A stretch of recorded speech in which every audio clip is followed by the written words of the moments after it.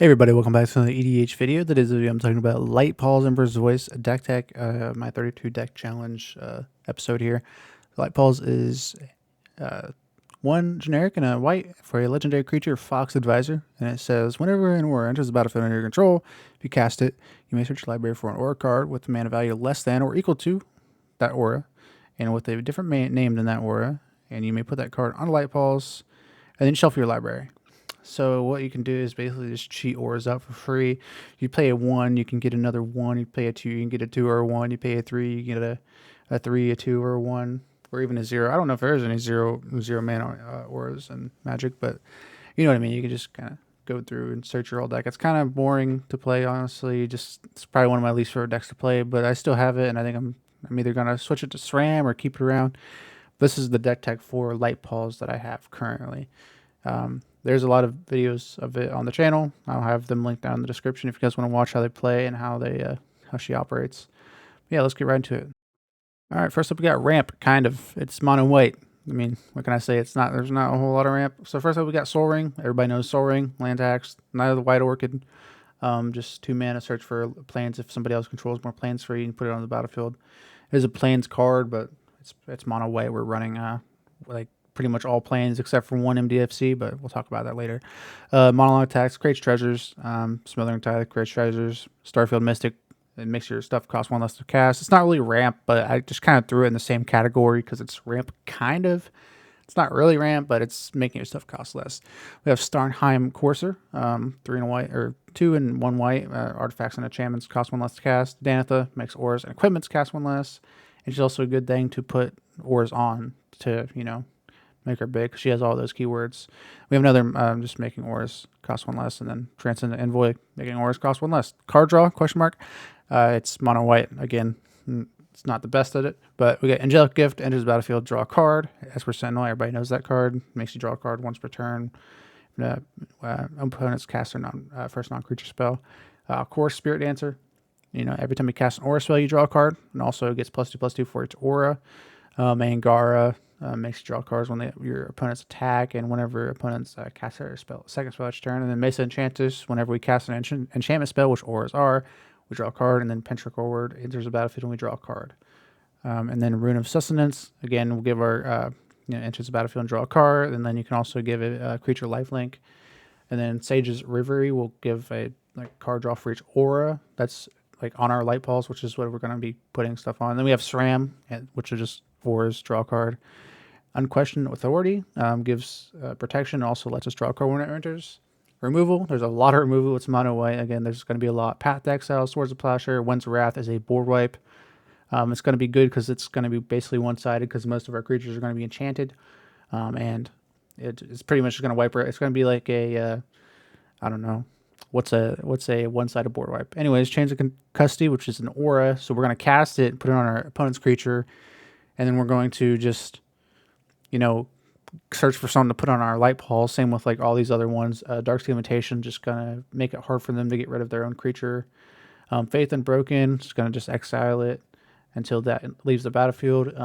Generous Gift, destroy target permanent for 3 mana. Minimus Containment, turn something into a treasure. Any non-land. So they're freaking Omniscience or whatever.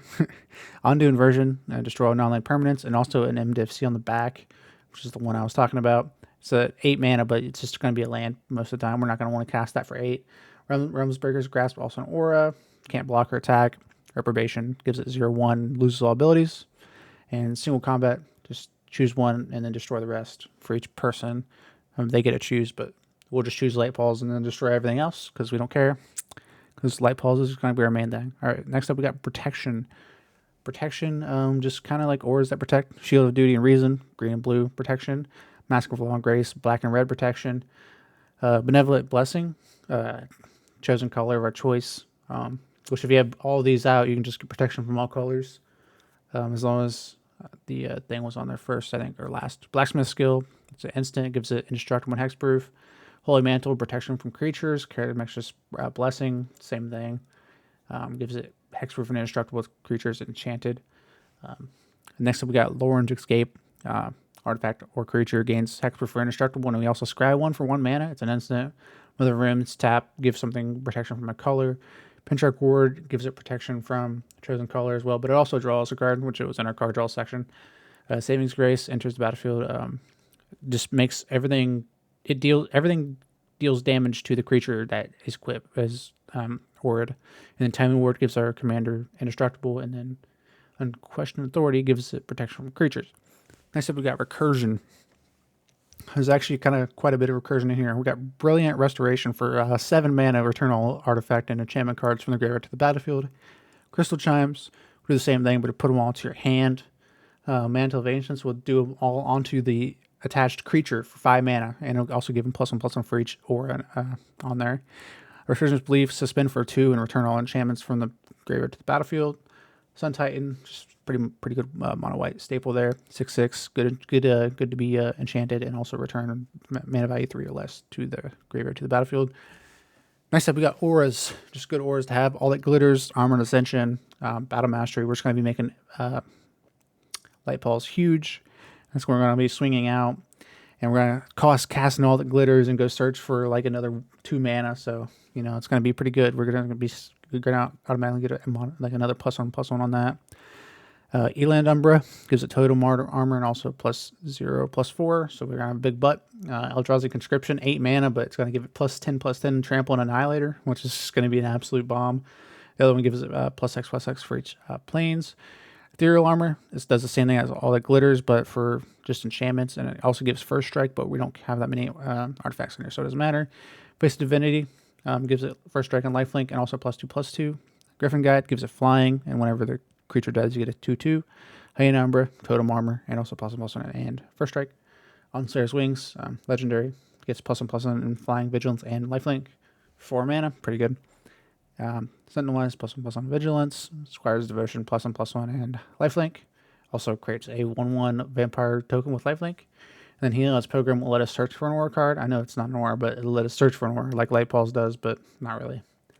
And then we have Sigil of Empty Throne, which will, whenever we cast an aura or enchantment, we'll get a 4/4 white angel creature token with Flying. And Arcane of Sun's Grace will create 2/2s whenever we cast an aura. We just kind of have it in here because why not? Extra stuff. Next, we got land. Like I said, we literally have, wait for it, 34 planes and 1 MDFC. Modal double-faced card, whatever the heck it's called. Modal double-faced card, is that what it is? MDFC? Modal double-faced card. Yeah, makes sense. Yeah, we just have one of those in there. It's that board wipe, but like I said, we're probably never going to cast a board wipe. The way we want to Light-Paws is literally just stack a bunch of auras and win. Like Light-Paws turn 2 or even turn 1. I don't think you need to do a turn 1, but Light-Paws turn 2. Shield of Duty and Reason, search for Ethereal Armor. Next turn, cast All That Glitters or Angelic Gift, search for All That Glitters or Angelic Gift. I mean, you get Flying, you get +1/+1 twice, so you're just going to win off that. I think, honestly, it's not that big, but you know what I mean? You're just going to be stacking auras on there like crazy. That's the whole point. It's rather boring, in my opinion. I actually built the deck, and I was like, oh, it's going to be fun, but then I was like, I did it, and I was like, oh, this isn't fun at all. I just win at turn 4 because I swing out for 50 damage. Yeah, if you guys enjoyed the video, leave a like, subscribe, and we'll probably be doing deck techs for the next 2 weeks because we're lazy and we forgot to go play Magic. I know, right? you think for a channel we'd want to go play Magic a lot, but we've just been really busy. So, and life gets to you. But yeah, I'll see you guys in the next video. Peace.